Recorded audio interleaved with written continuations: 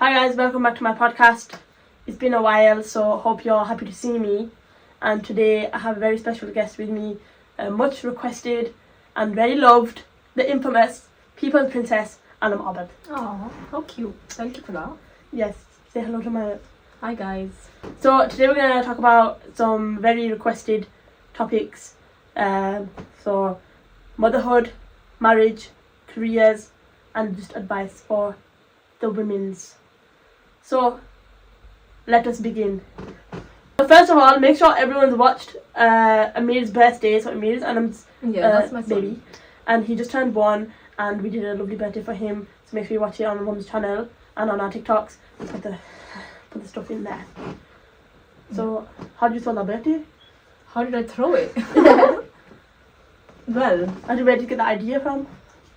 because he's born on 24th of December, which is Christmas Eve, I thought it'd be nice that we do like a wintry theme for him because he's a winter baby, and I don't think anyone has done a boy's birthday like that. I've always seen like girls having such a big princessy birthdays, and his name is Ameer, which means prince. So I wanted to dress him up like a prince. It was really special. It's taken me about 6 months to plan it and do it all by myself with help of my family who have had a lot of like input, organizing everything, and yeah, it's been very hard to plan as well all by myself, but it's been very loved on social media because everyone's really liked all the videos. They've liked the TikToks, the YouTube. It's been nice to show obviously such like personal moment for us to the followers who have been following obviously my journey of motherhood and everything alongside. So it's been lovely. So thank you guys for all the love. Thank you guys. Also, like normally the themes like cars and animals. Yeah. So boys. Normally for boys is the theme is always animals, cars, like characters. I just wanted it to be like outside the box, like something no one has done in our Asian community. Like a royal as well. Like and when she told us about this vision that it's gonna be winter and like trees and whatever, and I was like, who the hell's gonna make that? And how and it was very hard for the event coordinators to actually make that as well. Like they had to literally drill into the hall, like make all the platforms and everything themselves on the day. It took them like good 10 hours to build the whole stage, and it's been a lot of work, but it's been amazing to actually see my vision come to life. Yeah. And everyone love it as much as I did. Yes, I did indeed. Oh, thanks. Okay, so how does it feel having been a mother for a whole year? It's been very rewarding, first of all, because obviously I've never imagined myself to be like a motherly person. You don't like kids? I don't like kids. I don't like kids. So the only person I was used to is Isa, and like that's obviously the only baby I'm ever used to, and I genuinely don't like being around other kids, and like it was just very hard for me to grasp the concept. And it like mess and all of that, like it was just really hard for me to even grasp the fact that I'm gonna be going through that. But the day I found out that I'm gonna be a mom, that was such a happy day for me, because like I just thought like my life's gonna change, I'm gonna have this baby, and like it was such a beautiful moment. And like it's been a year now that I've had him, and I've like he's got such a personality now as well. Like he's so like jolly, and like he has these little like personality traits that he's quirks. Like little quirks, and like he's his own person, and it's really like you made him. Yeah, and I made that, and it's such yeah. like a rewarding thing to think that like that's a person that like Allah gave to me, like, and you're gonna nourish him to be whatever to he be is such like a beautiful like person growing up, and I get to like form him into the man he will be one day. So it's it's really rewarding and overwhelming at the same time. That was a mother, and it was motherhood is like a hard journey by itself. Yeah. So the struggles alongside it as well. We'll get into that later, but it's been alhamdulillah very very nice.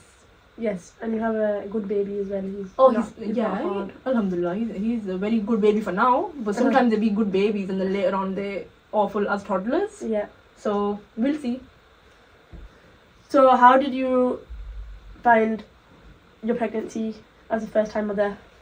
As a first time mom, for pregnancy, obviously you don't really know what you're going into, because obviously you've never been through it. Like, your body's changing, you're very hormonal, you're at like a very vulnerable place. It was tough to obviously navigate all of that, but I've got an amazing support system. I've got my amazing family who have helped me through everything, and it's been a journey. Like, I didn't think I would be that size that I was. Yeah, because someone who's never been. Yeah, because I've always been like slim. No hate to the fats. I love fat people. I'm a former fat person. And if you watch my last vlog, who is that guy? Anyway, yeah, like if so, imagine you just I never get thought fat without even having a choice. Exactly. That'd be awful. Yeah, I never thought I'd be like that massive, and it was crazy. But I got to enjoy that part, because that's like the perks of being pregnant, because like you can be, obviously, you can be how you're allowed. I don't want to say I don't want to say like bad things, but like it's not bad, but you can you're not judged for your size because you're pregnant. And like it was really cute, because like I was like all waddling about, and like it was nice. And yeah, I remember that. Like, I look back at my pregnancy photos and I was like, oh my god, that was actually, I looked so cute. You did look very cute. So it was nice.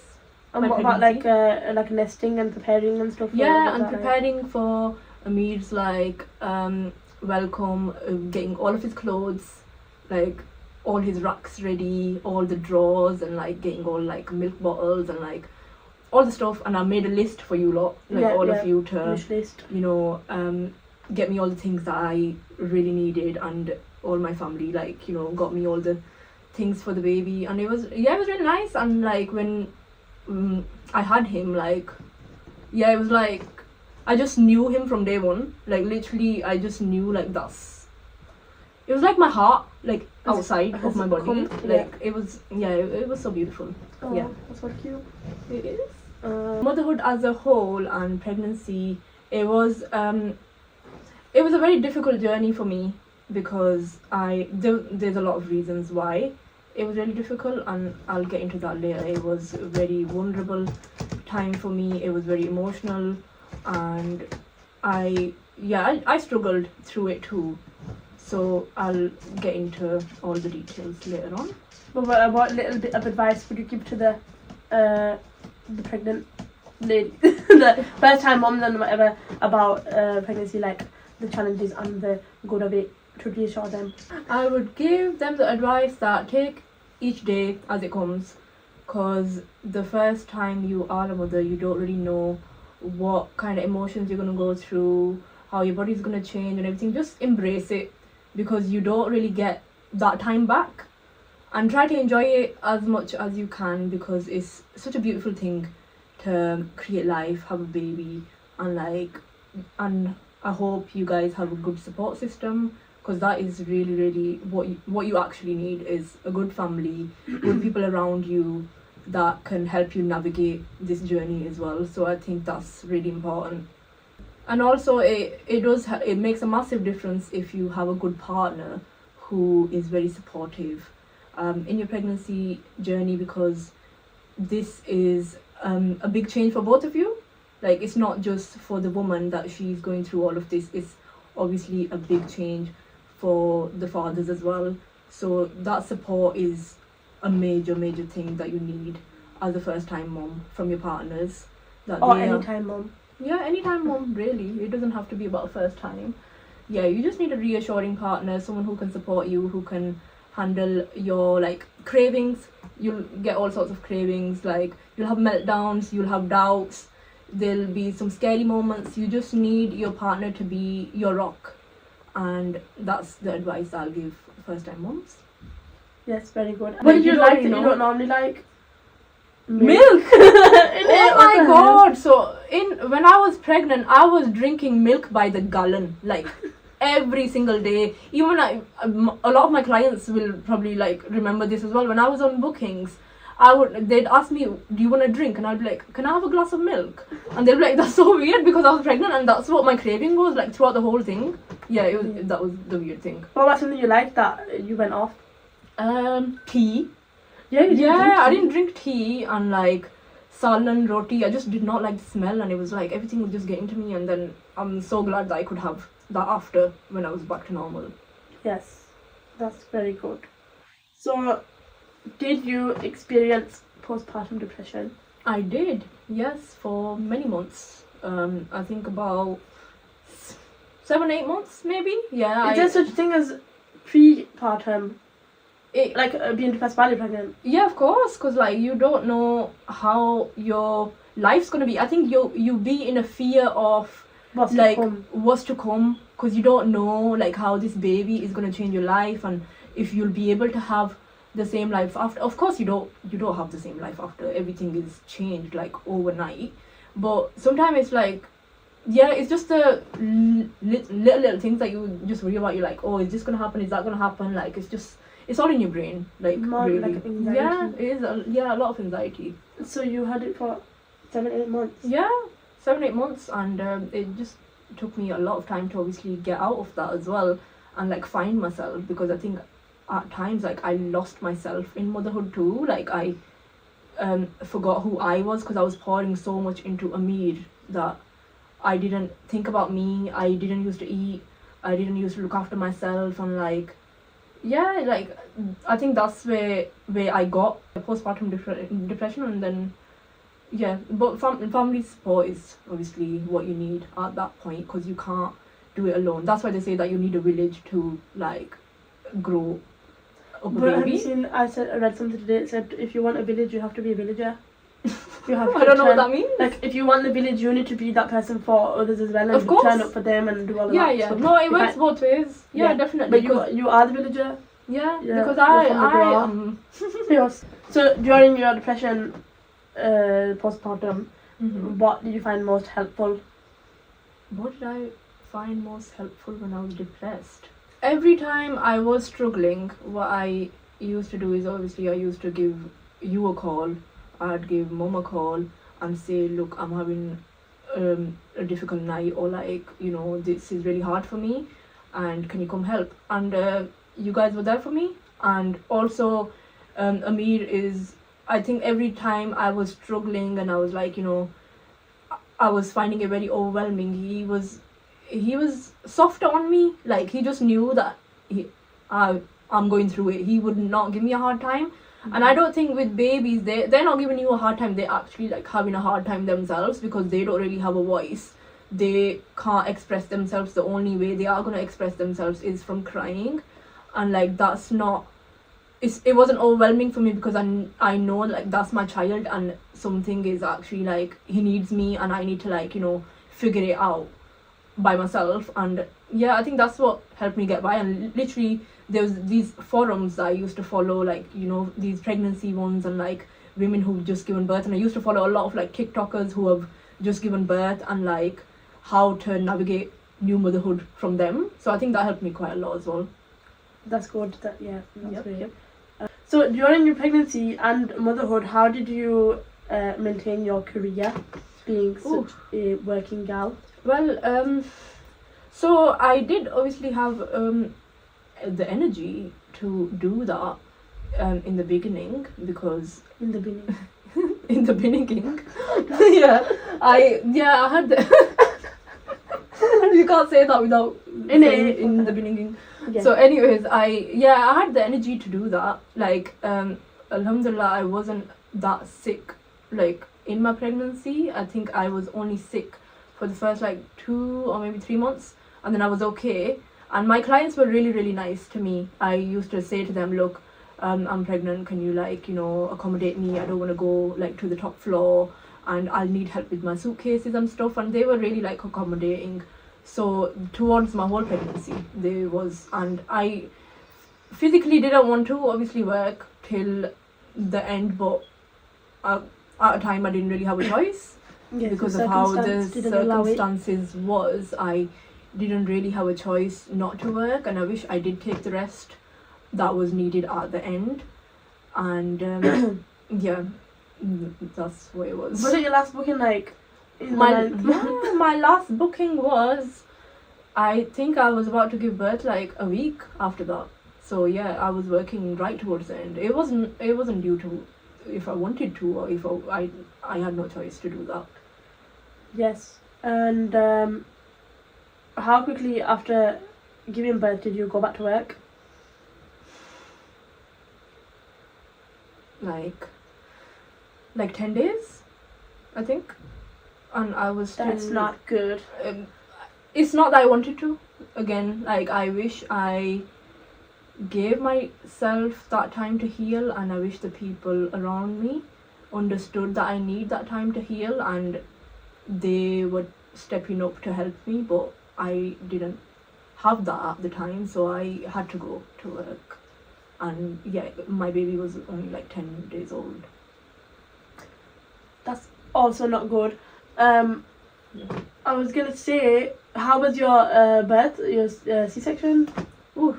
So I had a C-section. Yeah, What was that like? That was actually very daunting. I knew you were gonna Because say that word. I was gonna say it too. It my head. it was a scary time, because never in my life did I think that's how I would actually have birth, and it was like a scary thing for me. And I've never ever even like, besides like, you know, taking blood, I've never had, like, you know, when they take blood out, not taking blood from other people, like when they take blood out, I think Blood that's test. the only like procedure I've ever had. Like, I've never had like anything going under the knife, like, you know, like even for a broken arm or anything. Like, it was really scary for me, because like I didn't think, I don't know how to put it, like, I was scared for my life to actually go through that. And I think the events surrounding it didn't really help the situation too at the time, that I didn't have the kind of support that I would have needed to get by that. And it was a scary time, I suppose. So you've mentioned a lot of things that you haven't gone into detail about, and some difficult times, which leads to the big question that a lot of people are asking, and also have probably concluded to: where is your husband in all of this? That's something that I didn't really want to go public about in social media, because I've kept my married life personal. Like, obviously the wedding that we had was it was a public thing, because obviously my brothers are photographers, and like, you know, we work in this industry that was showcased in such a way, because there was a lot of people that were involved in making that event happen, like my hairstylist, makeup artist, the people of the hall, everyone. Like, it was a big thing for all of us to obviously show that in such a way, because we work in that kind of business. But after that, I've kept my marriage private. I've kept my the rest of it private. The only things I have shared is when we had Ameer, I shared my pregnancy announcement after he was born. Yep. And then now I've shared that, you know, we had his big birthday, and in all of that, well, when we did the entrance for him and I was walking alone, I think a lot of people just concluded to the fact that my husband's not with me. And because in the video on my mom's channel, when it was the entrance and I was doing the first dance with Ameer, it got quite emotional for us. And obviously that's it just, people had a lot of questions, and they were like, oh, where is your husband and what's going on? And I just feel like I should address it, and in a way I have been forced to address it by certain people that I've had no choice to like keep it to myself, because they've tried to portray me in such a light that they've made their own stories up, and they've concluded to the fact that, oh, he's not here because this must have happened. So I just want to obviously clear all that once and for all, basically, and share my story and my truth, because I think I speak for a lot of women going through similar situations that I've been through, and that maybe I can advocate for someone who's going through this and help them through it. So currently me and my husband are separated and it has been a while, but for the context I'll refer to him as my husband because obviously we're not divorced yet, but we're in the process of the divorce. So yeah. Okay. So how did you meet your husband? So I met him through you, and he was your friend. Yep. And you introduced me to him because you've known him for was it a couple of years or? Yeah, just a bit, but Yeah, a couple of years. you knew the other family as well. Yeah. So obviously he knew my other brothers and stuff as well. Like, it's not someone that's like, you know, out of the ordinary. Like, it's not someone that we don't know. I just never spoke to him directly, and you said to me that he's a nice, like, simple guy, and I just thought, okay, I'll get to know him, and that's where it started. And that was, I think, like, we had a year to get to know each other. So you got to know each other for a year, and then how did it come to marriage and like proceeding? So we got to know each other for a year. He told his family, told his parents that he wants to get married to me. I told my family, and we arranged to meet each other. His parents came down, asked for my hand in marriage. We went to their house. So yeah, it was like how anyone like does the rishta. We went, met families, and with his mom we decided like the dates and stuff. She picked my outfit, and she was very fond of me. I went over to their house quite a bit, and she really like loved me. No issues when it came to us getting married. It was just a week before we actually was going ahead with the nikkah that the issues were starting to come up. So yeah. As you all know, my family is Shia, but we also come from a very blended family. My mom's side is Sunni and my dad's side is Shia, but all of us siblings, well, they're married into Sunnis. They're married into Sunnis. We all coexist. Yeah, we all get along. We've never really had issues. It's never been a problem because if someone is following a certain faith, we don't discourage them from that. We've never been taught in our life that you are better than someone because you're following a certain sect, or someone is lower than you.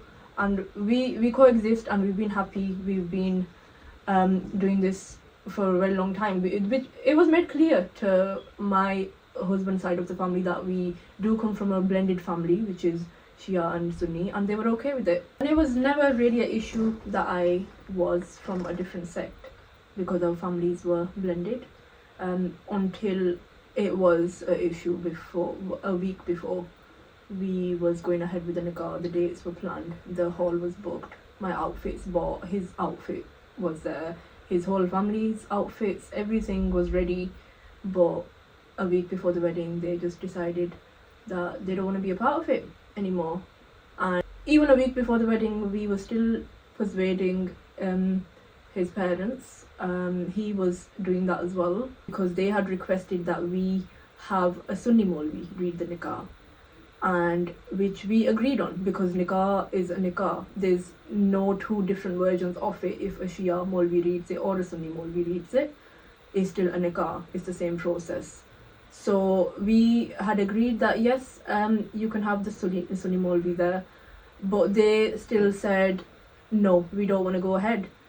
And even though we was going by whatever they're demanding, they were still backing out and saying we don't want to go ahead. Me and my husband was still persuading them, and he was very willing to get married without his family present. And now obviously there's a misconception that he was never aware of this happening, and somehow he was forced into getting married to me when that was never the case. If you want to pause to read, you can go ahead and read the messages exchanged between me and his mom, and also him and his mom. We was very reluctant to go ahead with this nikkah without his parents. We always wanted his family to be there. We always said that you should be there and it's not going to happen without you. But they just did not want to be a part of it, and they did not want to be part of anything that we're doing, regardless of like if we begged them or anything. Especially his mom did not want to be a part of anything, and we would have never done this if my husband wasn't so eager to obviously marry me without his family present, because he's a grown adult and he can do what he likes, and no one can actually force you to get married. And I had known him a year before, his family has known me, and they were very fond of me. His mom bought my dress, we saw the halls and stuff, I kept the dates. the dates, everything. I kept them in the loop of all the everything that we was planning for the nikkah, the color themes, the whole lot. It's not like this happened without their knowledge, but later on when it came to the nikkah day, how they played out, that they just thought all of this happened without their knowledge, and we were forcefully taking their son. Okay, so what happened on the wedding day? And so when it came to the actual nikkah day, when I was getting ready in the bridal suite, I was at the hall, my family was at the hall, my husband was on his way to the hall. When he came to the hall, his family wanted to speak to him. So they spoke to him and they asked him that if he can come home with them, and if he can not get married to me today whilst he's in his wedding outfit. And he said to his parents, can you please go home and change and be part of my happiness? This is what I want to do, and I've been telling you for months that this is the person that I want to marry, and you have not agreed, and it's you that made it difficult for me, and I really want to marry her. So he told his parents go home and change and be part of the wedding, and so did my parents. They said the same thing. They said go home and change and come, but they didn't want to do that. So they told the police we're forcing him. The police asked him, are you being forced? And he said no, like this is my own choice, and I am willing to get married to this girl because I love her. And he wanted to get married, and the police asked him what would you like to do, and he said he wants his parents to leave the premises. So they left and we did the nikkah after they had gone, and we obviously had to do the nikkah without them because they didn't come, they didn't want to be a part of it. So my actual nikkah was really, really beautiful. I planned all of the event myself, the color themes, everything, the decor, like every little detail was planned by me, and it was a beautiful event. If you've seen the nikkah trailer on YouTube or Instagram, you must have seen that. That was such an emotional day for me, and obviously now you know the context behind it, because my husband took such a stand that day to come without his family, without anyone, and he really wanted to marry me. He took a stand, and it was such a big thing for me at that time that, you know, that's what's happened. And when it was my entrance and I felt all the emotions like leading up to him, like going towards him, that, you know, we finally like made it, that is what the actual like context is behind us obviously like being really emotional that day, that, you know, he's like left the world for me kind of thing.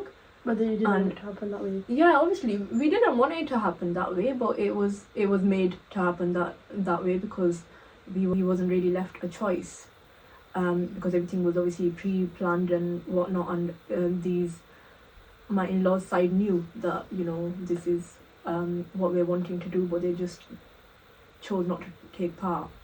So after you got married, obviously because of circumstance and he wasn't living at home, what was your arrangement or plan to where to live and what to do? So before we got married, I had an agreement with his parents. We both had an agreement with his parents that we are gonna get our own place, and his parents had put money aside for him to get a house, and they were willing to give the deposit.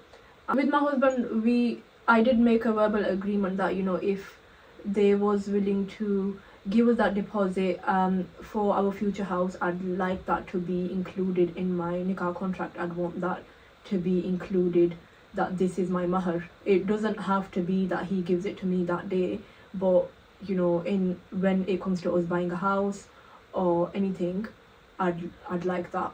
And then we both agreed on that being the set amount to be included in the nikkah contract, Which was? £30,000. A lot of Not people 40? Not 50? no. A lot of people on social media have now been saying that it was £40,000, £50,000. No, it was £30,000 that was not given to me, that I did not ask for, and that was just there for my security if we was to buy a house, and then his parents could contribute. But because obviously they backed out before the wedding, my husband still agreed that he will provide that for me when it comes to us buying a house. So that's why it was in the contract. It was my mehr, but I never really got it. I never got a penny from it, and even till this day, like, I don't want that, because so much has happened in between that I don't think I care about the money. I care more about my physical being. I wanted my life back, so that £30,000 is irrelevant to all the emotional trauma that I've been through, that I couldn't care less if that was given to me or it wasn't. Well, people on social media saying that they saw all the money and it was given to you on the day. I wish it was given to me on the day, and maybe we could have started our life and, like, you know, bought the house and stuff straight away, but no, it was not given to me. And there was only £1,000 that was given to me on the day, and that was, I gave that to my husband to give it to me, because at that time when we got married, he did not have a secure job, and I gave that money to him in front of people to give to me, just to save his little bit of dignity, that, you know, he's given me that, and the rest of it he can give me that in the future. So no, I did not get a penny from that, and I don't want a penny from that in the future. Yes. Okay, that's great. What was your living arrangement? So after we had our nikkah done, I stayed at my parents' house, and he moved, he was staying at his friend's house until we was able to find a place. But because he didn't have a job at the time, we didn't want to find a place immediately. We thought we'll rent one, and we was in the process of looking for that. And for the first, I think, two months, he stayed in our house, only because he got really ill and my mum wanted to nurse him back to health, because obviously she felt sorry for him that, you know, he doesn't have a mum, and he doesn't have, like, anyone around him to help him through, like, when he got poorly. So we told him, come to our house and stay there for a bit. And after them 2 months, he got back in touch with, his family got back in touch with him and wanting to resolve things. So he went back to stay with them after 2 months. So after the marriage, did they try to contact you? Not directly, no. They did make a lot of pages about me, saying that I have stolen their son and I've done black magic on them. My mom has done black magic on them, and we have forcefully taken their son. We have turned him into Shia. We have married him for money, and bear in mind, my husband did not have a job, and there was no 30 grand because his parents had that, so there was no money. And I married him for money, basically, and all of these things, they were just making all these hate accounts of me on social media to try to tarnish my reputation at the time. So no, they did not speak directly to me, but they did make false accusations on social media about me. And I didn't let that get in the way of my husband having a relationship with his parents, because that's separate to him being a son to them. At the end of the day, if that's their view of me, that's not gonna stop me from like them having a bond with their son.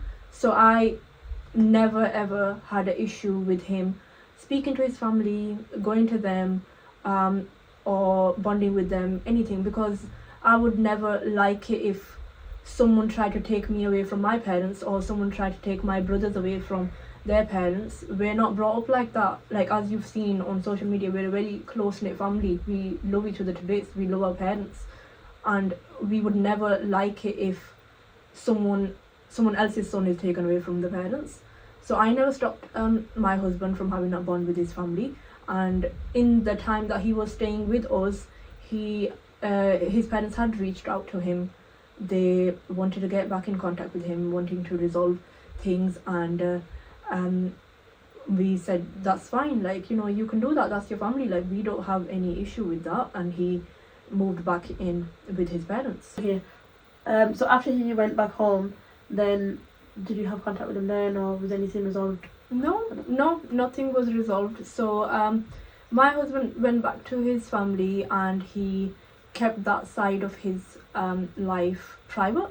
Even from me, I never really knew what his family had said or spoke about, or how they are, what they think about how the nikkah was, how our marriage is, or anything. He never shared any of that with me, and what he had with me as my life, he kept that private from them.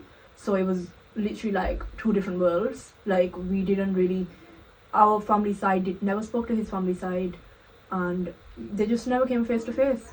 And we never really spoke about it. If I did mention anything to do with his family life, he wouldn't tell me that this is what my parents are saying, this is what they've said all about you, or it was like a taboo subject. But with that being said, how was your married life anyway between you and in the beginning?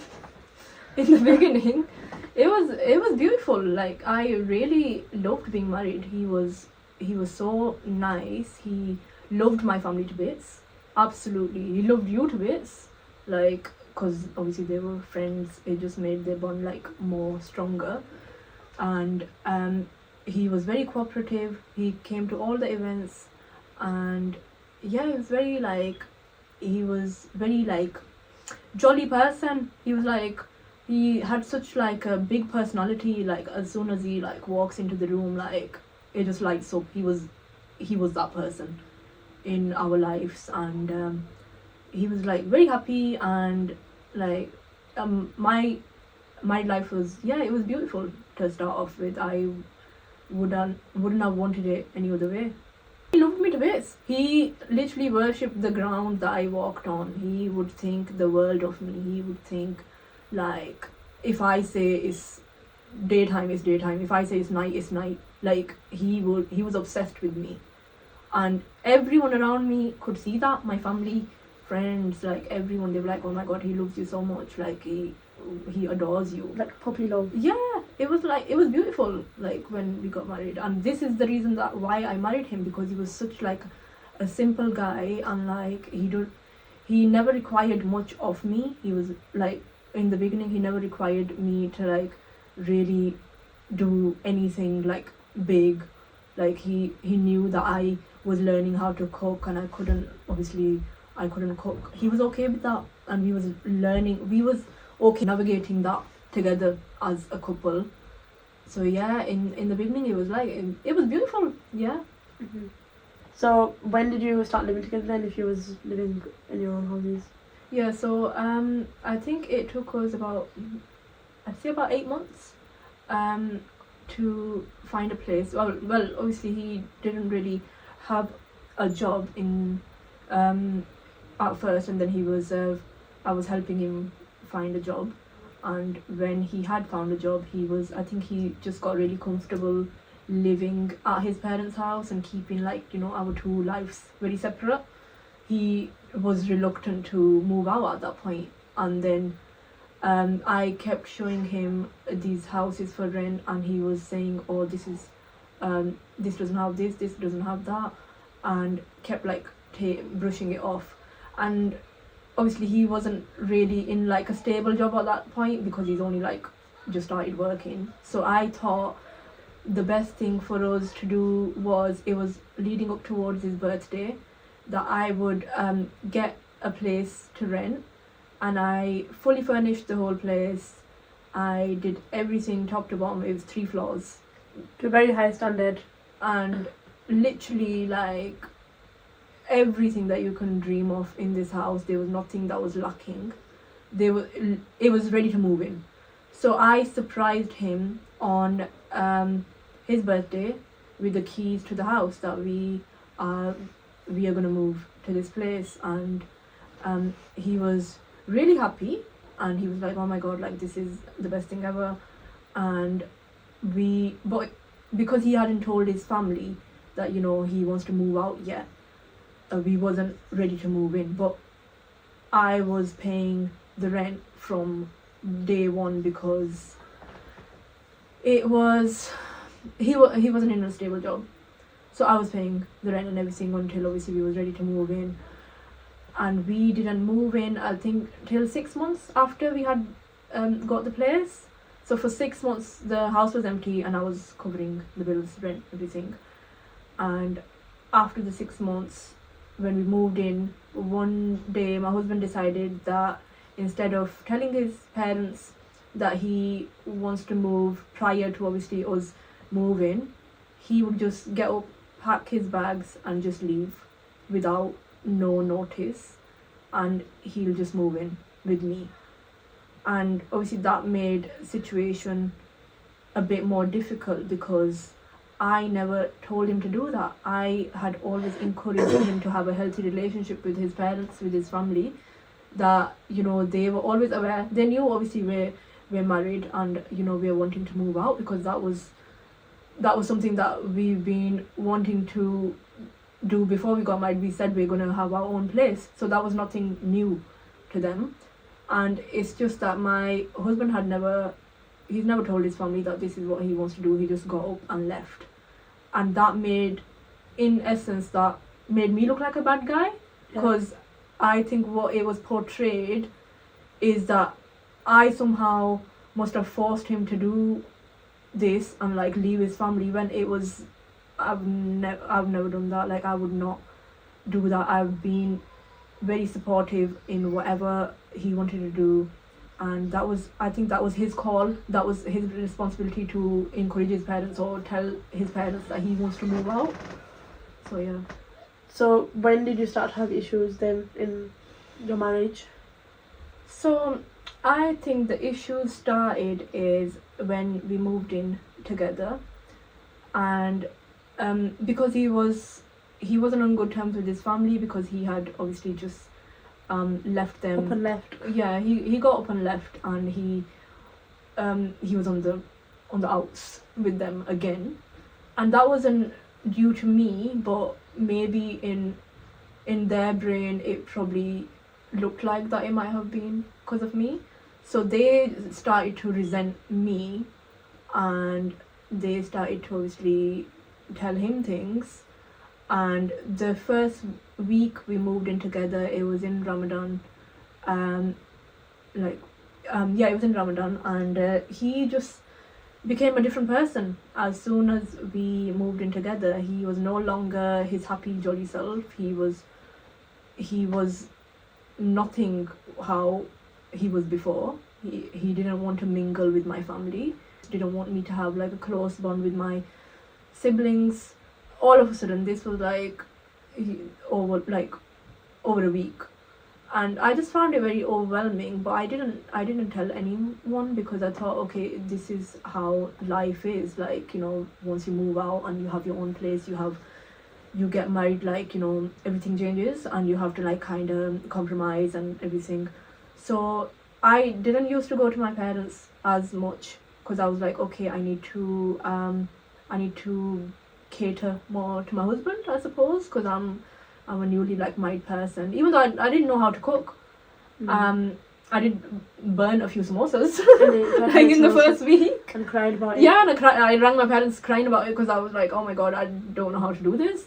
But they just helped me through it, and they were like, look, you've got this. My mom used to, like, you know, So you come over and like, you know, help me do cooking and learning and everything. And my husband did not like that why is my parents coming and helping.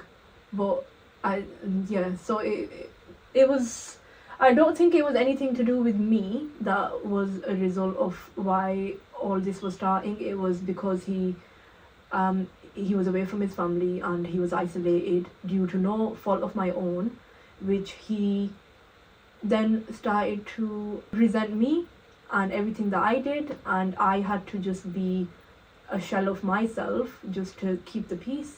I could no longer be a bubbly person. I could no longer interact with my parents or family because he didn't have that. So it was almost like, why am I allowed to have all these things when he's not having, the same experience? Anytime I reached out to him saying, do you want to talk about your feelings? I know you must be going through this and this with your side of the family. Can we sit down and talk? He would always brush it off. He would never he wouldn't talk about it. And he just bottled it inside, I suppose. And I never knew what he was feeling or what was spoken about that has got into his head and why he's a whole different person now. So I just started questioning myself that, am I doing something wrong? Maybe if I don't do this, then he's going to be happy. Maybe if I be a different version of myself and he's going to be happy. Maybe if I wasn't as bubbly or whatever, and if I was like a dimmer version of myself, maybe that's going to make him happy. And I started to obviously change too, and as you know, obviously I've always had a big social media. I've had it since I was very young. It's been almost 12, 15 years. And So how old are you then? very so yeah, before I even started doing makeup, I've always been on social media, and that's never been a problem. My husband's always known I've had a big social media presence, so has my whole family. That's not news to anyone. But what started happening was me posting anything on my social media became an issue for him. How I looked became an issue. If I opened my hair, that became an issue. If I wore salwar kameez, that became an issue. That why am I dressed like this? Who am I trying to impress? When I'm a newly married woman, and I just thought to myself that I should look nice because I'm a newly married woman and I need to look like that for my husband. But basically in the first week of our marriage, he completely shifted to a whole different person, and I didn't really know what the cause of that was, and he didn't confide in me, and it was just, I just didn't know what to do. So I just bottled it up within myself. I didn't tell my parents, I didn't tell anyone that this is what's actually happening. And then we did have a lot of little arguments because I never knew what's actually going on in his side of the family and what's being said, and if they're trying to resolve issues or if they're trying to make amends or anything. And anytime I brought it up, we would always have an argument about it. And it got to the point, bear in mind this is in the first week, it got to the point that I did question him about what the narratives are from his household, if they're wanting to make amends with me now that we're married. It just got to the point that he started getting physical with me. This is in the first week, and he got physical with me and started abusing me and lashing out. He withheld my phone from me so I couldn't call for help. He took my keys off me so I couldn't open the door and leave the house. And that was within the first week of us living together, and it was in Ramadan, and I never told anyone. Okay. I didn't tell anyone because I thought our marriage is new and maybe these obstacles are going to pass, and I was embarrassed to even say that to my family or my friends, because look at how we got married. He left the world for me. he was love of my life. Like, he was such a amazing man. Like, how could this be happening to me? Like, that was, I just let it slide. Like, I think that should have been the point that I thought, you know what, something is actually wrong. I forgave him for that, and it kept happening again and again. And when I told him I was pregnant, he wasn't happy. He was shocked that how could this happen, and he did not give me that reassurance and that I looked for in my partner. I always watch on social media with the people when they're telling their husbands, oh, we're pregnant, like we're starting a family. It's such a happy thing, and I never had that. He was shocked. He was like lost for words, and he just didn't know what to say, what to do. We found out that we're having a baby. I told my family, and they were over the moon for me. I told you, remember? Yes. It was such a, yeah, it was so like beautiful. I told my parents and my niece and everyone. It was over the moon. It was such a beautiful thing to share with my parents, and they were. And Hafsa was pregnant at the same time. Yeah, so that was so cute. My sister-in-law was pregnant at the same time, and I got to share that with her. And it's our first baby after 7 years. Yeah, well. And it was so beautiful. Like, I got to have that with my family, and I think that was very reassuring that, you know, my family was happy for me. They were there for me. When I found out I was pregnant, when I told him I would have thought that that's going to motivate him to, you know, work harder and, like, you know, be providing a bit more for us towards the house, the bills and stuff. And I think that probably put a strain on him to take up longer shifts and work more. And every time he'd come home, he'd take it out on me, and he'd make me suffer that I've somehow, like, made him work that hard, and, like, he's so hard done by.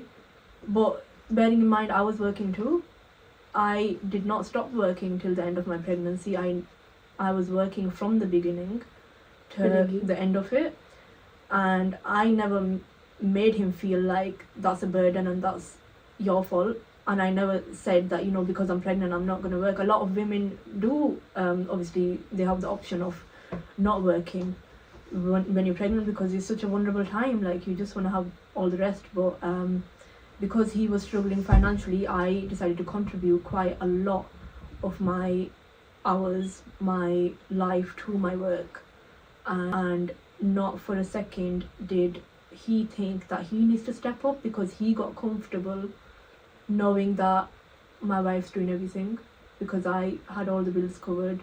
I did everything in the house. Yeah, I think that was the downside of it. I think that was like a big strain for him, but it was due to no fault of my own that he had to work harder. But I was on the receiving end of, like, the emotional abuse after that, when he used to come home and he used to take it out on me.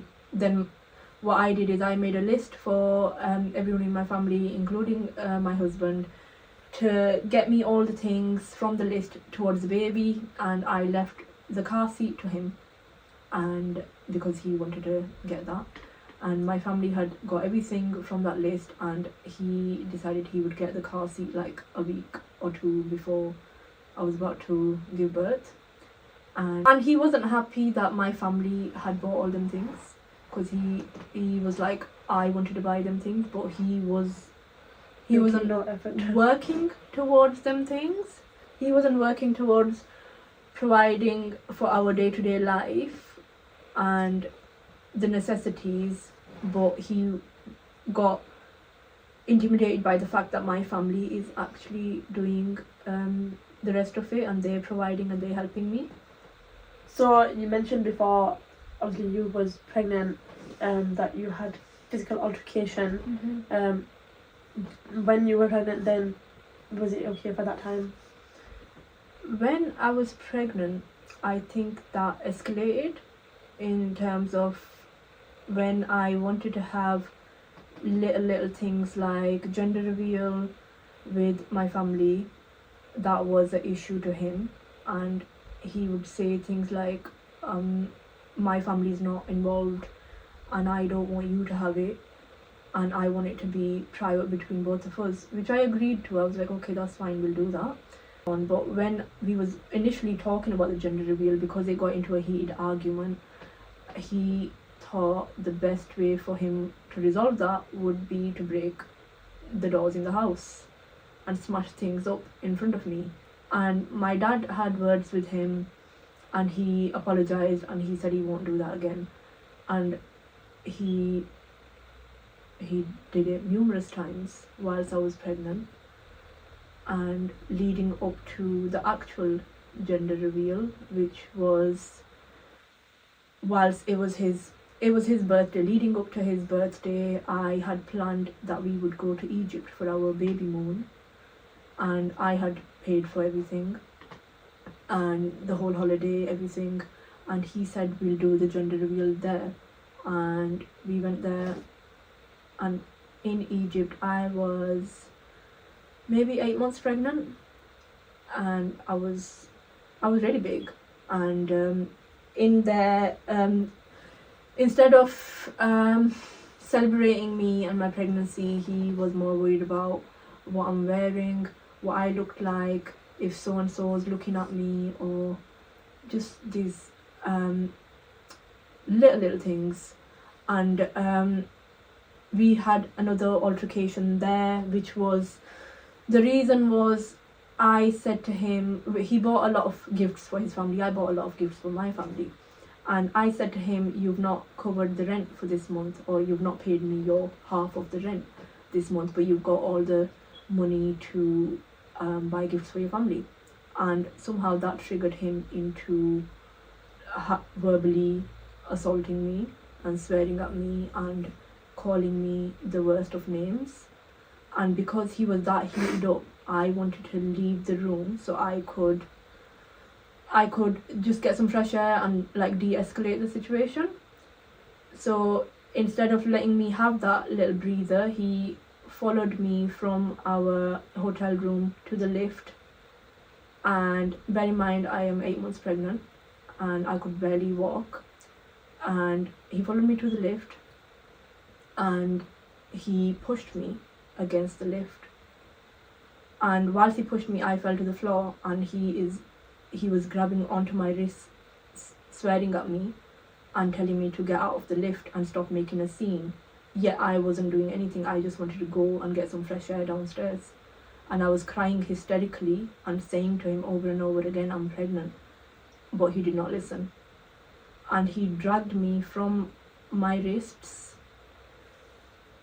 from the hallway to our bedroom, whilst he's cussing me out verbally. There's people coming out from the rooms of the hotel, there's staff that's coming out from the room, and he did not care. I kept shouting and screaming. I was crying hysterically, saying that I'm pregnant, don't do this, I'm pregnant, but he did not listen.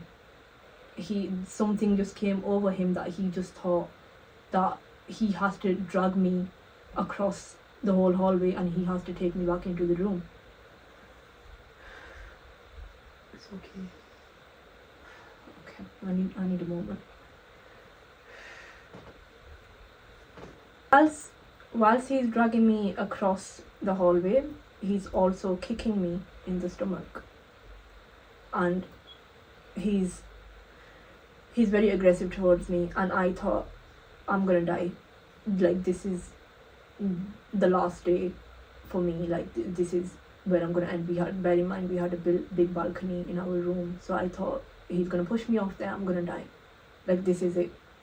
So I was in so much pain from all the dragging. I had a really bad cramp in my stomach, and I started screaming, saying, I'm in pain, call the doctor. And then that's when he let go of me and he called the hospital doctor, the hotel doctor. I was taken to hospital in Egypt, and at that time he messaged his mom, telling his mom that I'm pregnant. and also telling his mom that he has done this to me, and it's not the first time. As you can see, the responses from his mom and the conversation between them, that they were more worried about how I should come and apologize to them for marrying their son, rather than my health, my safety and everything. And they were more worried about whether if I'm going to tell my parents or not. So at that point, when I was in hospital, I just acted like nothing happened, just to keep it civil, because I'm in a different country. I had no idea what he's capable of. I didn't react or anything, whatever. He was being overly loving to me at that point. Like, it was like a switch just went off in his brain. He was fine. He was completely fine. Like, nothing has happened. He's done nothing wrong. And he was, in front of other people, he was the nicest person to me. And the next day was our flight back to England. We came back, and he never addressed the issue. He never addressed that actually happened to me. And whilst I was in Egypt, after all them things happened to me, I did write everything down in my notes app, with pictures, with everything, in the hopes that one day, like, someone will find it if I was no longer alive, or if I was not to make it through this, and if he did something to me, maybe someone will find all of this and read that this is what happened to me, because I was never going to tell anyone that this is what happened to me in Egypt, that I took him there for his birthday. I paid everything out of my own pocket. We went there for our baby moon. We went for his birthday. We went there for our gender reveal that he was going to plan. But that never happened. And I came back. I didn't tell anyone for months. And I acted like nothing has happened, because even at that point, because I was so heavily pregnant, I wanted to make the marriage work, because I thought once the baby's here, it's going to change him. It's going to make him a better person. He's not going to do this. And also because he had told his family that I'm pregnant, I just felt like he's making amends with his family, and I need to stay, because maybe all this time that he has been abusive to me, it could be because he's isolated from his family. He's not had any family support, and maybe because his family is back, that's going to stop, and there will be no reason for him to lash out on me or be verbally or physically abusive, because his family is okay with him now, and they're wanting to obviously be part of it and stuff. Before I was about to give birth, a week before I was about to give birth, his parents came unannounced to my house. It was just me and my husband at home. I was not aware that they was going to come. I was only told that they are on the way, or that they're on the way. And his mom and other family members came. I was very, very heavily pregnant, and they bought me a card, flowers, birthday gifts and stuff. It had just been my birthday, it's in December. And they bought that, they sat down, and they just had like a little chit chat. And then first thing his mom said to me was, I need to know why you've taken my son away from me, and why all the marriage happened the way it did. And I want you to apologize. And my husband was obviously there too, and I did say to them that I've not done anything wrong. Well, you knew from day one that, you know, you were supportive of us, you loved me, you chose my wedding dress, you've done all of these things leading up to the wedding, but you chose to back out, yet we were still asking you to be part of it, but you didn't want to be a part of it. And your son got married with his own choice, and that's not something that I should be held accountable for. Like, you should ask your son. And they obviously didn't ask their son, they just thought that they should demand an apology from me, and that instead of saying, yes, you're having a baby, and like, you know, let's make amends, they came for an apology to my house without announcing, without telling me, and I just felt like I was cornered, and I said, okay, yeah, we'll make amends. I didn't apologize because there's nothing to apologize for. I said, okay, that's fine, we'll make amends. But what they did was they didn't want to make amends with my family, it was just to me. But what about like the rest of the pregnancy and the birth and how was So the rest of the pregnancy, even in the middle of my pregnancy and towards the end, when I was getting really heavy and big, I wanted help from obviously my family members, as all women do when you're getting really big, and like you need like massages, you need like people to look after you, you need like so much help towards the end. My husband never allowed me to have that because he thought somehow it's a threat to him if someone is going to come to my house to help me when he wants to do it. He always used to say to me, I want to do that for you. But when I said to him, okay, that's fine, you do it, and I would not ask help from my family, he wouldn't do it either. He would come home from work and just go to sleep or like have his own stuff to do, and he would just neglect me and just leave me all by myself. But if I wanted help from my family members, he wouldn't allow me to have that. He wouldn't want my sisters or anyone to go to hospital appointments with me, and sometimes he wouldn't turn up either.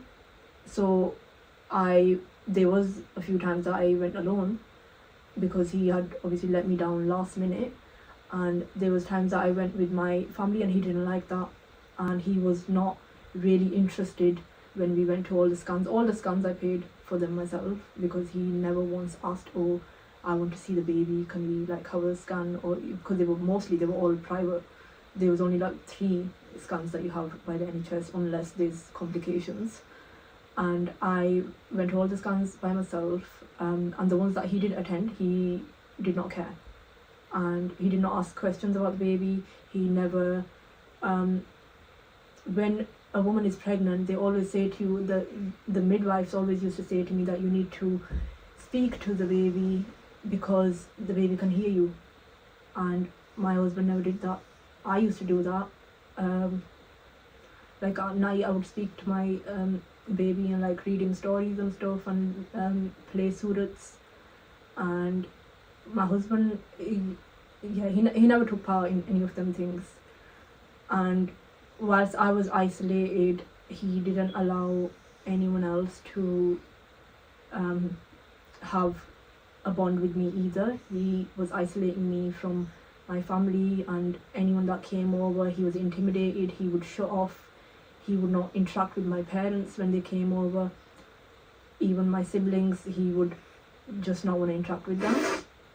And leading up to the birth, you obviously took time off. Yeah, you took 3 weeks off. 3 weeks off to obviously help me at the end of the pregnancy, because I said that you should come like stay with me for a bit. You, as a woman in obviously our culture, you need people around you, you need women around you, you need the support, your community around you as a first time mom especially.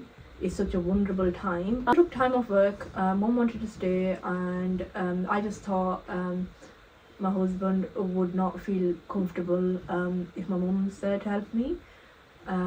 So I thought he'll be more comfortable with you because your friends. But he you did stay over for, was it 2-3 days? 3 days? Yeah, a couple of days.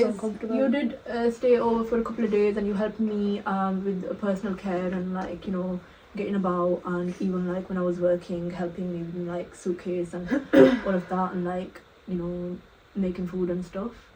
And my husband got intimidated by that why is this person helping you, and why are you having a good time, because we've got such a good bond as siblings, that why are we laughing, why are we joking about, why aren't we miserable?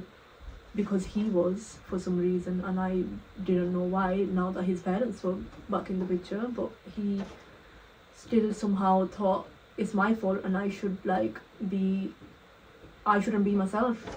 So I sent you back, didn't Yeah. I? Yeah, I sent you home. And then I said to him that he can help me with the rest of it, and he would like help me here and there, but he'd always compare it to his work. Oh, I do What this. was his work? He was a carer at the time. Mm. So if I couldn't bend down to put my socks on, and I'd say to him, "Can you help me put my socks on?" He'd say, "Oh, it reminds me of when I'm at work, or this reminds me of when I'm at work, and I'm, tucking in the patients. I'm doing this, I'm doing that."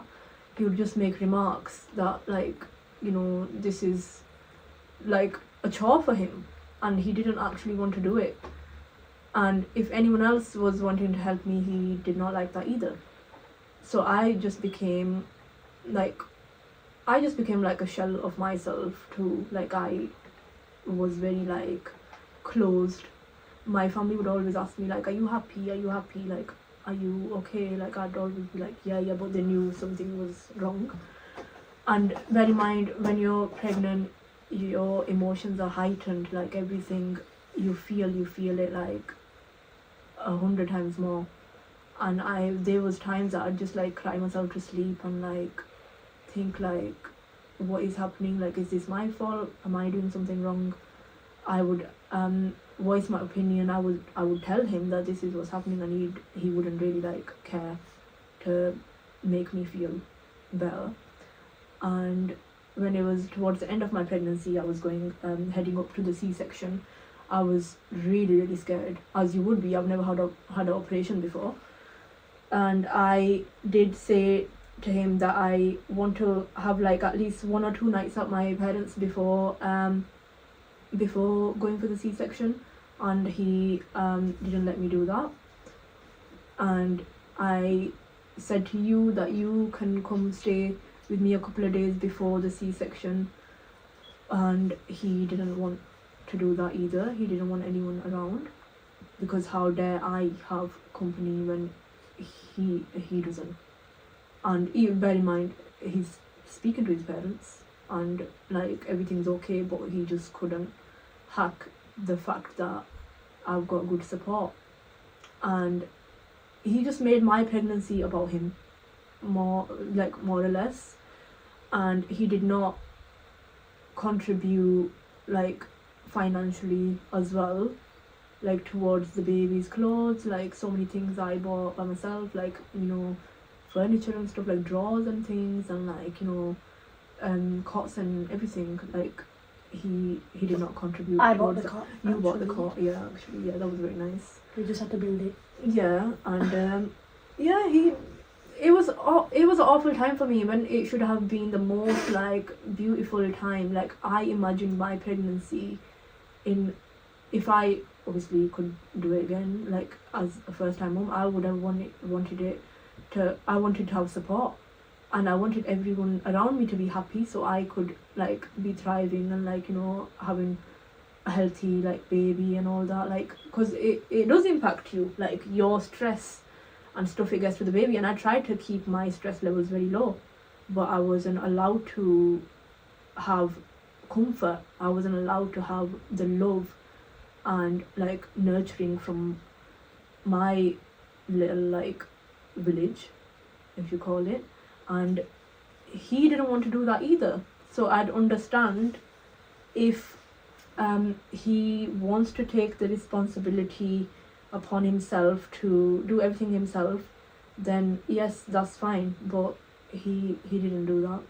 He just wanted to isolate me, and I still don't understand what the reason for that was. And when it came to the actual birth, when we went to hospital, he didn't want you to stay that night, because he said that this is our last night together as a without a baby, because tomorrow our life's gonna change. So we'll just cherish like our time together and stuff. So I sent you home Because I was you came to stay. You packed your bags and everything to come stay for the night, because I'm going to have my operation tomorrow. So I sent you home, and instead of having a lovely time with my husband, like he just turned around and went to sleep. Like, he did not comfort me. He did not say that, look, tomorrow's such a big day, it's going to be okay, you've got this, like, you know, I'm with you, and like, you know, all these reassuring things. And now I just stayed awake, like, thinking tomorrow, like, my life's going to change, like, this is like life or death situation. We had Ameer the next day, and as soon as he arrived, my family was not allowed to be in the hospital. My husband thought that because his family is coming too, and they've not really had my family and his family have not met each other since obviously the nikkah altercation. My husband requested that my family does not see the baby at the same time as his family is there, and I was deprived of that little happiness that I had with my family. As soon as the baby was born, as soon as Ameer was born, my parents did see me leaving the operation suite to go to the general ward, where all the women are, and they wasn't allowed to come there because my husband said his parents are coming. So they just waved me off, and I've gone to the ward. His parents came, his whole... I was there with you. What? I came to the hospital, even though... even though you wasn't allowed to come to the hospital, you still came. Yeah. Because you still came. You thought you was going to die. Because I thought you might die, and that no one's going to get in the way of that. Yeah, and I thought, like, if something happens to me, who's going to know? Like, my family's not here, no one's here, but you still chose to came. Yeah, so... you came. And sorry, I missed that bit. It's alright. There's so much in my trauma. What is it when you forget stuff? I don't know. I guess deep. I don't know. Something like that. Yeah, so my parents were not allowed to be present whilst his parents were there, so his family came. There was a good 15 people coming to visit me as soon as I've given birth, like within 5 minutes. I'm in such a vulnerable state.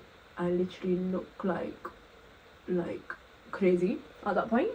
And these are the family members I've never met, extended family included, everyone. And they holding the baby and everything, and I just I thought okay, that's like such a happy moment for him, so let him have that, that's fine. Like, you know, his family wants to come around and, you know, make amends, and that's okay, like, you know, that's their grandson, and let them have that moment. And then after they went, my family was there, but it was, whilst I was at the hospital, it was just awful, because the couple of days that I was there, every time someone came to visit, we needed permission from my husband to see if his family is coming or my family is coming. But all of that could have been avoided if he had actually told his parents that you need to actually sort it out, like, you need to fix your differences. My parents were very, very, very happy to sit down and be okay with them. I always said to my parents, they've always said to me that, you know, if it comes to a point that they want to sit down and be okay with us, we're happy for them to do so. My whole life changed overnight, and I couldn't, you know, when people have a newborn and they're I couldn't be present. And I didn't have that with my husband. As soon as I had the operation, the baby, Ameer, is here. My husband didn't want to say to me that, you know, well done, I'm proud of you that, you know, you had this baby. He just started FaceTiming his parents and showing the baby, and total disregard to me whilst I'm still on the operating table, getting all stitched up and stuff. It was more about the baby and showing him to the world. He did not care about me at all, and I think I didn't get to live that moment presently. I was so out of it was out of body experience. The few days that I was at hospital, my husband didn't let me or my siblings or anyone that came over to visit me have a moment to myself. He would always just be in the room holding the baby in one corner. If anyone wanted to hold Ameer, he would not let them. He would watch over them. If they were like trying to change Ameer's nappy and stuff, he would just have like a face on, like he didn't want them to be there. But when his parents came and his family came, he was so happy, he was so over the moon, he was like interacting with them and like having a joke and laugh, and like it was a total different thing. And when my parents came, he was silent. He would just hold Ameer in one corner and like not let anyone like bond with him.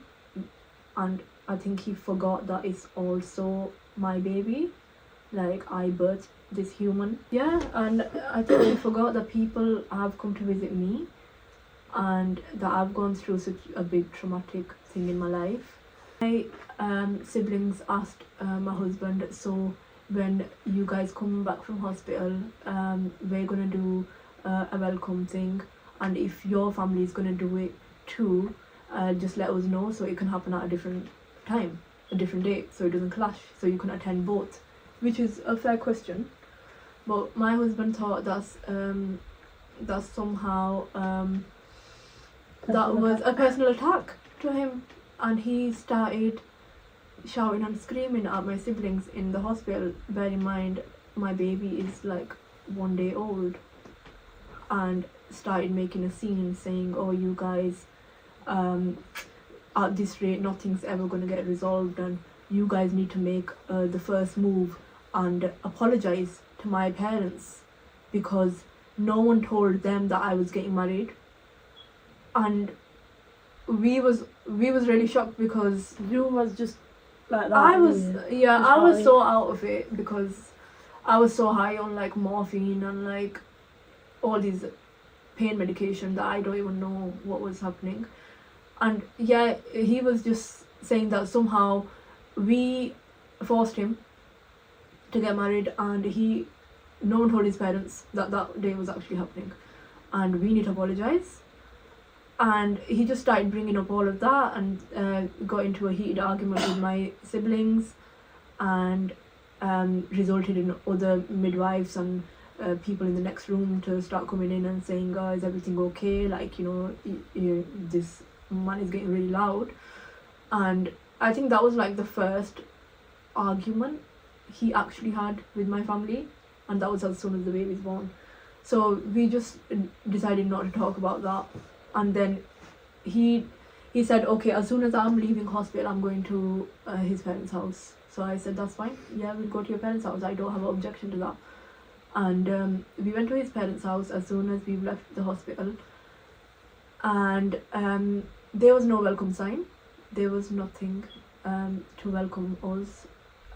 There was just a balloon that was in the house that his family had brought to the hospital, but they had taken back because they are going to use that as their welcome. So that was the welcome for us. There was no family members there, it was just his parents. And yeah, so that's how our welcome was at his parents' house. And I wanted to change Ameer's nappy because I've literally just left hospital and it's been 2 hours. You have to change the nappy like every 2-3 hours. And my mother-in-law said to me that I can't change the nappy on this sofa because the sofas are new and they had like they don't have a cover on it, so I can change it on the floor.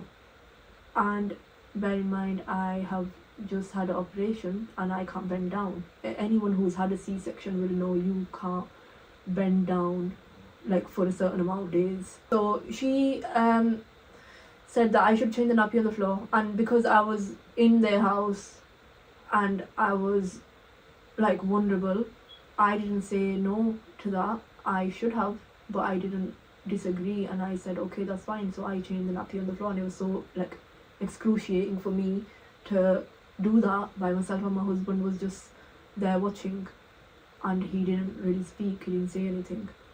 And that was my welcome at their house. And after that, we went to my parents' house. As you can see, that's the welcome in my parents' house. And this is me in my hospital clothes. There was nothing like, we wasn't doing a big do. This was just how my family. This is just the day that I came home. And even that day, when my husband came in, he was not happy, and my parents wanted to have private moments with me because I've given birth, and they were happy for me, and he just thought like, why are they behaving like this? He just thought this is like extra. When my mom like started crying when she saw me, that I walked through the door with a baby, because she never thought that I'd be like a motherly person, because I never was. And she just thought, oh my god, like, look, my daughter's giving birth, and I've always wanted to see this day. And my husband just thought that was just a joke, and like all this big display that they've done is somehow to like get back at him, when really they've done it for me, because my parents love me. Like, they've loved me from the beginning of time, since I was born. Like, we've always been treated special. Like, this is not only because my husband's like came in the picture. Like, he somehow thought like this is, yeah, to put him down, but it was never like that. Like, my parents and my family are genuinely happy for me. So we went home, and because I was never allowed to stay at my parents' house through the whole pregnancy or anything, I made a request that I want to stay with my family for a couple of days so I can heal. And that became an argument, that how dare I say I want to stay at my parents. And it's not that I have stayed at my parents or I have had the luxury of having all the things. He just acted like this is like such a big ask, and how dare you say that you can like stay at your family when I'll help you, I'll do everything. So I said, okay, that's fine, okay, I'll stay with you, because we took some time off work, a week of work. And in the first week he did do everything. I'm not going to say he didn't. He did absolutely everything. And I had rest and stuff. And after that, the first week he was going to go back to work the next week. And then I said, can I have a family member of mine stay over so they can help me whilst you've gone back to work? I was not allowed. No. How dare you ask me that you can have a family member over? No, absolutely not. So I was not allowed to have that then. I could not bathe myself, I could not do anything myself because I've had an operation, and I have not slept in like hours, because when they say sleep when the baby sleeps, that's a lie. You can't. No, I was still watching him breathe like up and down to see if he's okay. So I was not sleeping. And yeah, I was just not allowed to have the luxury of having support, which was That's a basic. Not a luxury. That's a it was. I think necessity. it was. To me, it was like I was fighting for, like, basic human rights. Like, the things like this should not be an issue in your marriage. It should not be an issue at all that a woman is wanting her family when she's pregnant. You need women around you. You need your support system. Every man in the world understands that, but somehow my husband thought that's news to him. How dare I question him when he said no to me? And I would never question it. I would always obey, because I just thought, you know what, if I obey him and make my marriage work, like, he's going to be a better husband to me. He's going to do everything. But he didn't. If he had done all the things that he's depriving me of, and he took the stand, and if he was willing to do what my sisters and my mom was doing, then I'd be like, okay, yeah, fair enough, you're doing it all, that's fine, I don't need my family. Because there's so many women who don't have the support of their family, but they have great husbands, and that's what I was deprived of. He did not want to be there for me. He just wanted me to be isolated and have no one. And every time I said I want my mom to stay over, he would say, why not my mom? Why shall I tell my mom to come over and stay? bear in mind this woman made me change nappies on the floor whilst I've just come out from hospital. So no, I want my own mum. That is a simple necessity in life.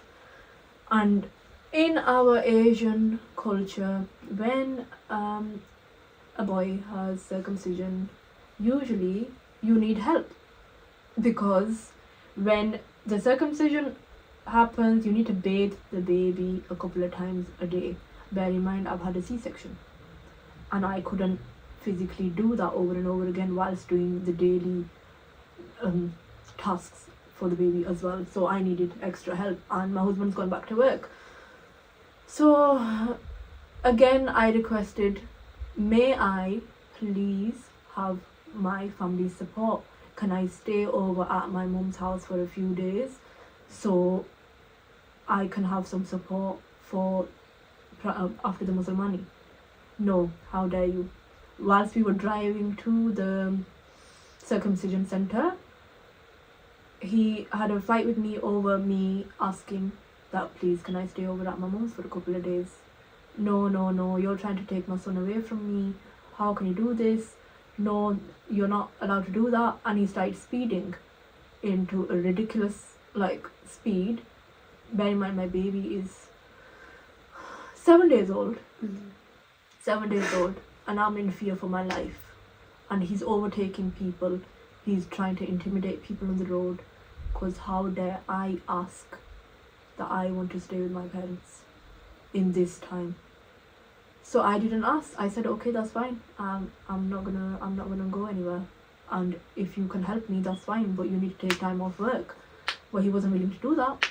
And also, leading up to the Muslimani, I requested one of the mums to be with us. Either his mum or my mum go with us to the appointment, because it's such a daunting time. You don't want to see your child who's 7 days old to suffer, even if this is a procedure that happens every single day, but it's scary, especially for a new mom. I didn't want to hear my baby's cries. I didn't want to see him with blood or anything, and I wanted the luxury, I'm gonna say, the necessity, I don't even know, the basic. The bar was in hell. Genuinely was. I didn't know the bar was in hell. I wanted one of the mums to be there, and my husband reassured me his mum's gonna come, and that's fine. So I told my mum, okay, his mum's coming, that's fine. I'll have my mother-in-law there, that's okay. When I got to the appointment, he tells me his mum's not coming because she's got an appointment. So I said, shall I call my mum? Because they don't live far from here. He's like, no, it's okay, I'll be here with you. And I had no one. But when I saw around the waiting room, all the Asian couples had their parents with them. Every single one of them. There was at least 5 other babies that came for circumcision. Everyone, all the babies were with their grandparents. And I just felt like I was deprived of that for no reason. And we went home after the Muslimani, and I requested again, can I stay with my family because I need help? And it resulted in him just cussing me out, swearing, calling me everything bad under the sun, because how dare I still speak of this. So we went, instead of to my parents' house, we went to his parents' house. And after we went to his parents' house, they said to us, you need to obviously drop. They said you need to drop Anam off to her family's because she needs help. My mother-in-law said that, and then my husband thought, okay, if my mom's saying it, then it must be true that she does need help. He didn't think when I was saying that all that time that it was an important thing, but because his mom said, okay, yeah, she should stay with the mom, he said, okay, yeah, I'll drop you off. And his mom said that, why have you even come and brought the baby out straight after the Muslimani appointment to our house? That is winter, it's snowing. In January, beginning of January. And she said to us, go straight to her mom's house, and just drop her off there because she needs help. Instead of going straight to my mom's house, he had another stop. He stopped at one of his auntie's house without telling me. Even his parents said go straight home because it's cold, it's snowing outside. He stopped at his auntie's house. I need to quickly show my auntie the baby. And I said to him, absolutely not. The baby has just had Musulmani done. We should go straight home. And it's freezing outside, it's slippy. But he did not listen to me. I was in the back of the car. I held on to the baby's car seat. I was like, no, you're not taking him because you've not even asked me or consulted with me. We're going straight home because the baby's going to get cold and he's had Musulmani done. It's not a joke that you're going to go and show people. They can come visit our house. These people have visited our house already. So there was no need. Instead of listening and thinking of our son's safety and benefit and health and considering the situation, what happened that day, my husband thought he would just snatch the car seat off me, push it off my hands physically and just go. And I was in the car crying because I was helpless. I didn't know what to do and who to tell.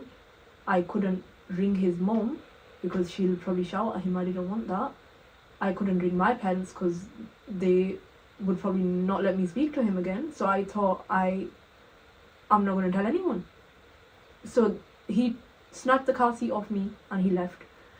Later I did speak to his mom about this and she did not believe me that this happened. She said, how can he have snatched the car seat off you when it's in back of the car, it's belted in? You unlock the belt and you take it. That's how. So she did not believe me and she thought I was lying, but I had the proof that, you know, he's done this and it's unsafe and I wanted someone to have a word with him. So I did tell his mum later on that he's done this and I'm not sure what was said, but apparently it was all my fault that this has happened and why did I make an issue out of it? It's not issue. So after that we went to my mum's house to stay, which I was finally allowed to stay at my mum's house throughout my whole pregnancy, birth, post-birth. This is the first time I've stayed at my mum's house. And mum not even made a room for her with a cot and everything. My parents made a room for me separately with a cot, with all the luxuries, with like everything in there that, you know, when I come to stay over, I'll have all them things and the nappy bags, the whole lot. But it was never used because I was never allowed, like because I needed permission to do these things. And now when we went for after the Musulmani, my parents were so happy that I came and they were looking after Ameer and bathing him 2-3 times a day and like doing all that whilst I rested. This was the first time I actually rested and I was not in fight or flight mode. I was initially supposed to stay at my parents for 2 weeks. I cut it down to 7 days or maybe less and I went home because my husband could not cope with the fact that how dare I literally abandon him, how dare I desert him, and that I have just left him by himself and he has no one else in the world when he could have just used that time and stayed with his family. He was okay with them and just relax. Like, just even people in our family spoke to him. They said, look, this is women's thing. They like to look after each other. They like to help each other. Like, just let them do their thing. Like, it's okay. It's not something that you should worry about. But he just thought, if I'm with my family for too long, something's gonna happen to the baby or something's gonna happen to me, or like, I don't know what the fear was. But yeah, I was never allowed to do the basic things. So even at that point, did you not address the issues or like speak about them? I did address it, yes, but what you mean to say is why I stayed, or well, yeah, as well. Because I wanted my child to grow up with mom and dad. Like, I wanted it to be a normal family. That's all I ever wanted. That's all anyone ever wants. I never wanted it to be how things were. I always tried to give him benefit of the doubt and always give him reason that, or maybe it's because of this he's doing this, maybe because of the stress, maybe because of work, maybe because so and so is saying something to him. Maybe your father didn't spend enough time with you. Not with you, basically. Yeah, like, I never wanted to see the bad in him, like, because to me, I just thought... But at that point, everyone had seen it, just... Yeah, of course, everyone had seen it, but I was just, I don't know what I was blinded with, that I did not see it. You were just holding on to hope. Yeah, I was holding on to the, like, little hope that we've got this family, my baby is 1 week old, and things are going to work out. I think that's what it was. Like, it was just that little bit of hope that I had. So when I did address it, and then he said that he hates all my family, and he has hated them from the start. He doesn't want anyone to be close to our son. Especially me. Especially you. And he doesn't like you. Yeah, when really you're the one that introduced us, and you was friends with him. He doesn't want any child to be influenced by my lifestyle or my look or anything. Yeah. So or my presentation. So yeah, so he said that, and he just doesn't want the baby to be involved with my family anymore, and he just wants obviously his side to be more involved. And I was shocked. To speak.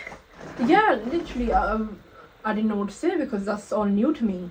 Because how we met is obviously through you, and our families were so happy, and like, he was so happy, and like, he thought the world of me, and now like that same person is saying these things to me. Like, I just didn't understand. And me, even at that point, I still thought I should obey. And I said, okay, that's fine. We're not gonna I'm not gonna involve my side of the family or whatever.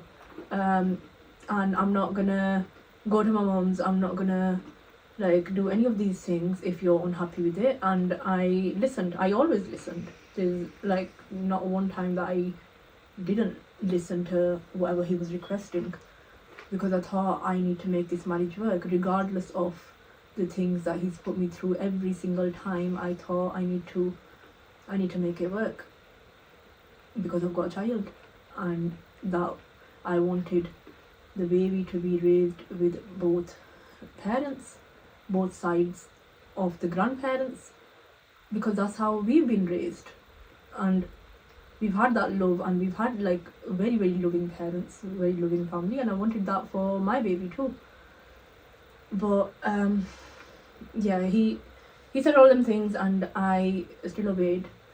And this was leading up to Ramadan again, and lead up to that, he was still not cooperating in anything I was doing with the baby. I was left home alone most of the day. He would just go off with his friends, or he'd go off to work with his family, and he'd just leave me home alone till like 4 or 5 in the morning at times. And I was just doing everything by myself, and I was very newly like a new mother. I had no idea what I was doing. I was just crying in bed, like just thinking like, what is my life? Like the heightened emotions, everything like. But my baby, alhamdulillah, was such a good baby that he never let me feel it, that all this I was going through it alone, because I had him. And then this is obviously what was the breaking point, because I've taken all these things in the past that I just thought, we can make our marriage work. But this is what actually was the breaking point. So this is in Ramadan again. Conveniently, the first time we moved in together was in Ramadan, and that's the first time we had our altercation and physical altercation, and this was also in Ramadan, and this will be the last time this has ever happened. So on that day, my son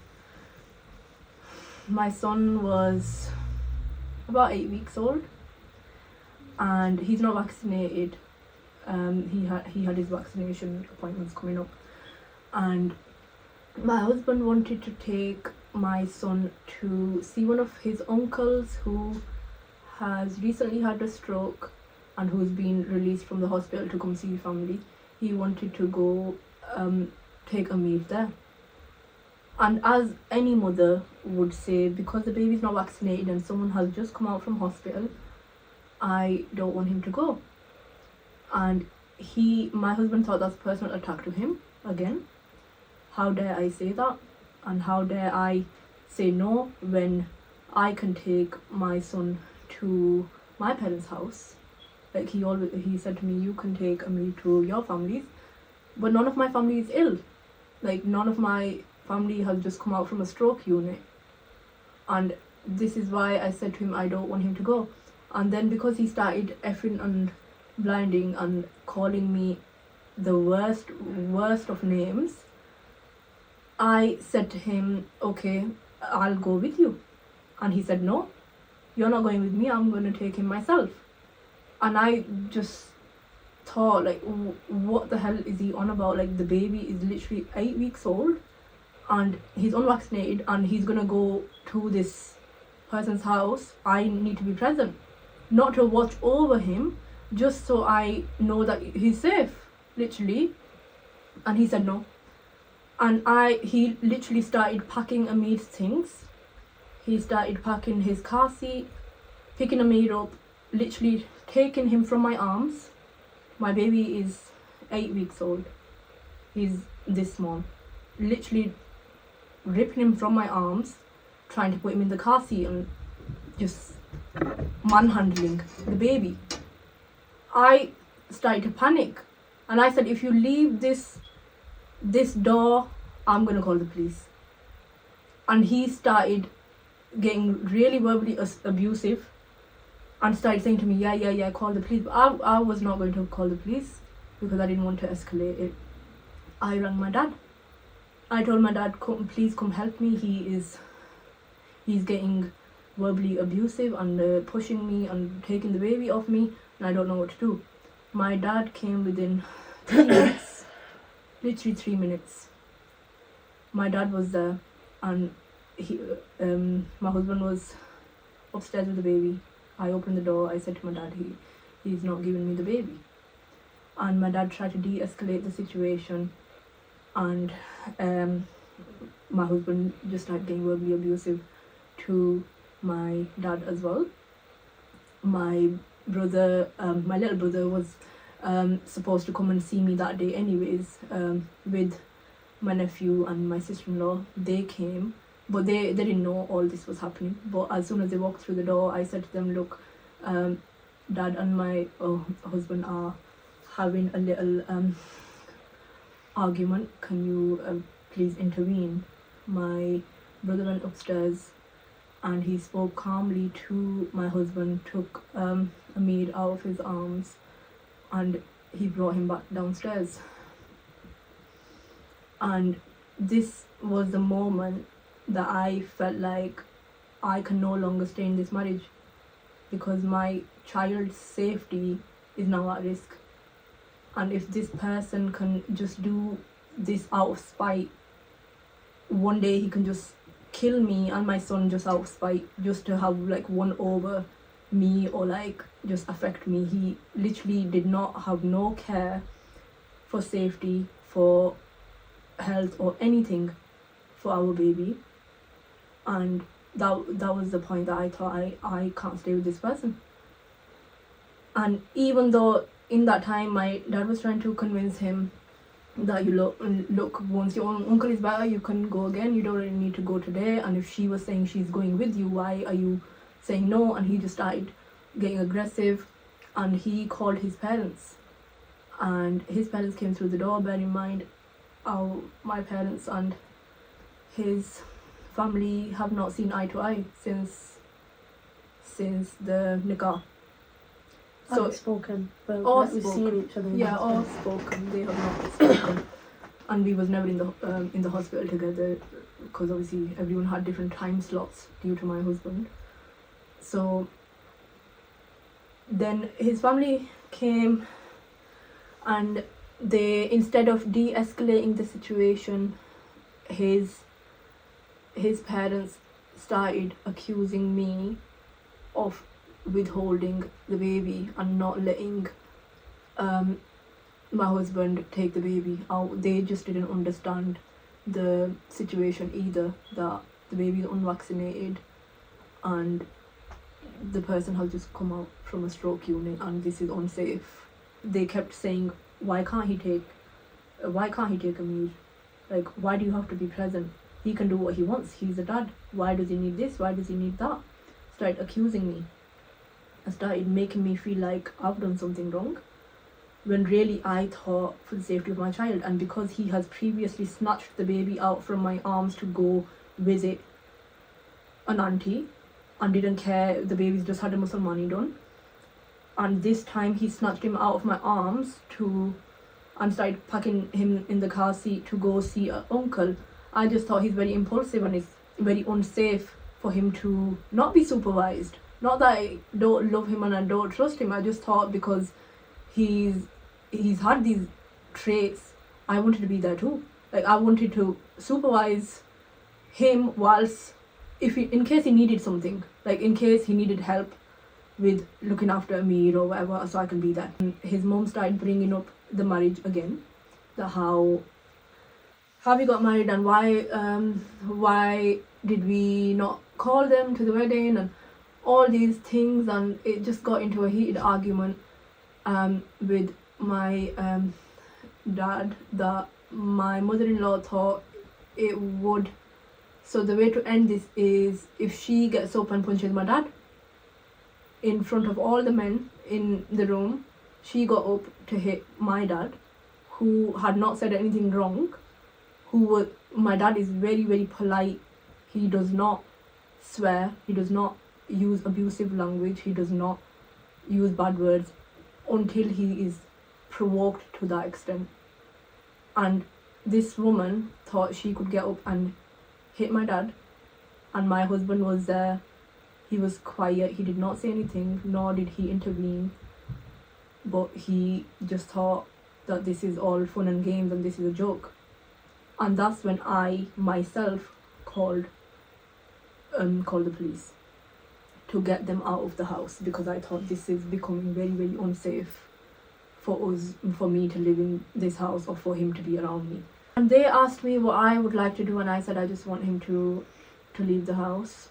And they told him to leave the house, and I did get a order put in place that he does not contact me. But in that non-molestation order, I did request the judge that he can see his child, because as a mother, I'm not gonna take that away from someone else. Like, I'm not gonna take that away from him, that he needs to bond with his kid.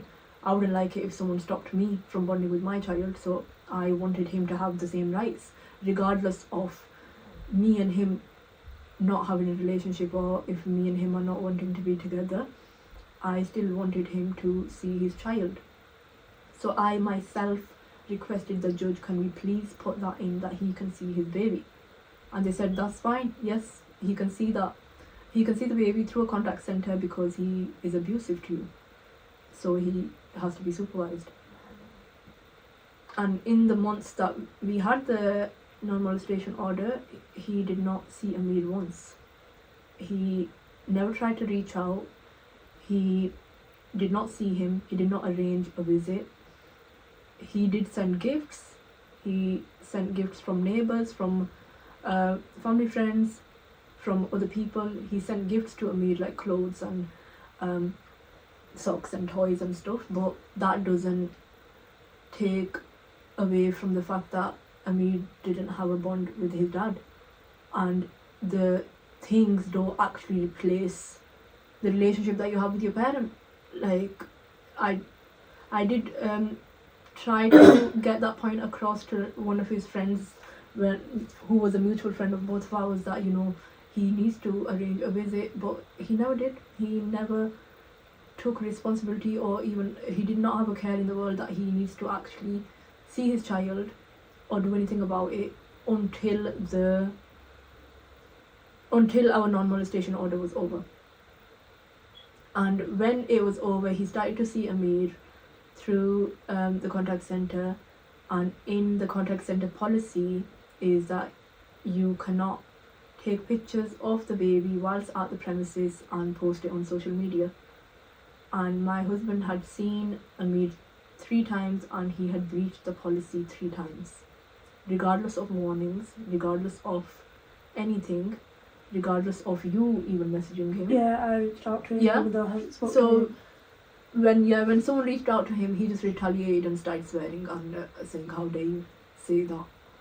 That's my kid, I'll do what I want," and started using vulgar language towards all of us and saying bad things about you, because how dare we say that he's breaching policies when you message him as like a goodwill thing to say to him, "Look, if you're going to carry on seeing your baby, you need to respect the rules of the place that you're going to." Said it's a shame it's taken this long. Yeah, of course, because it had taken him 9 months to see Ameer. Ameer is 1 year old now. Yeah. And all this time that he's not obviously tried to see Ameer, his narrative has been to people around him that I'm stopping him from seeing Ameer. When I requested the judge to put the clause in, can he please see his kid? And because he was abusive, this was the only thing that they allowed. It was nothing to do with me. I could not allow him to come back into my house to see the baby because he was abusive to me, and he was snatching Ameer off me, and he was being unsafe. So there was no other way for him to see Ameer other than the contact center, and somehow he twisted that to everyone around him that I am stopping him from seeing his child, when I've never stopped him. I've never stopped his gifts coming to us. I've always welcomed whatever relationship he's wanting to have with his son, but he was not interested. And I never once in this whole time did I receive a message from his family in regards to how is Ameer, is he okay, or reaching out to wanting to meet him, because I didn't really block any of them. Like, the only non-molestation order was against me and my husband, but his family did not reach out. They obviously painted me out to be that the evil one, that I've taken their son and grandson away from them, when really all of these things that have happened is because of their own actions. And at the end of the day, no one really wants to be in this position. No one plans on being a single mom. Every single girl wants a happy family. They want a 2-parent household, but that was not my choice. It was taken away from me, and it's not through any fault of my own. I was very, very cooperative through everything that was asked of me by my husband and his side of the family, and I tried to make it work till I couldn't. So if I have left the marriage, it's because of the safety of my son and the safety and well-being of me, because if I had stayed any longer, I wouldn't be alive. And that's the harsh truth, because my husband was so impulsive that when he had rage, he couldn't see that I was his wife. He couldn't see that's his child. His anger just got hold of him, that he saw nothing else beside his rage. And I was not willing to put my son in that situation. That, okay, I did not stand up for myself when I was going through it when I was pregnant, but when Ameer was born, I wanted to protect him from the day he was born, and I want to do everything in my power to save him from any sort of trauma. I don't want him to see anything bad. If he's ever to grow up watching love, his parents falling in love, I didn't want him to be seeing that as an example, that his parents are bickering and his dad is abusive. I don't want my child to grow up around a house where I have to be silenced, where I had to become a shell of myself just to be happy, where I had to walk around eggshells, where I did it all for my son and for his happiness, and now whatever I do is for him. I will do that for the rest of my life. My first priority, as soon as the day I found out I was pregnant, is to provide for my baby, to do every single thing for my baby that I can. I can give him the best life. I try to give him the biggest birthday bash that I could by myself, because he deserves that. Like, we have been through too much in this past year that we deserve to celebrate. And my son is the light of my life, and my husband was the love of my life, but he never deserved me, and I don't think he's even realized that this is through the fault of his own, because the narratives that he has showed the world, that I'm such an evil person and I've done all this to tarnish him, but really it's the other way around.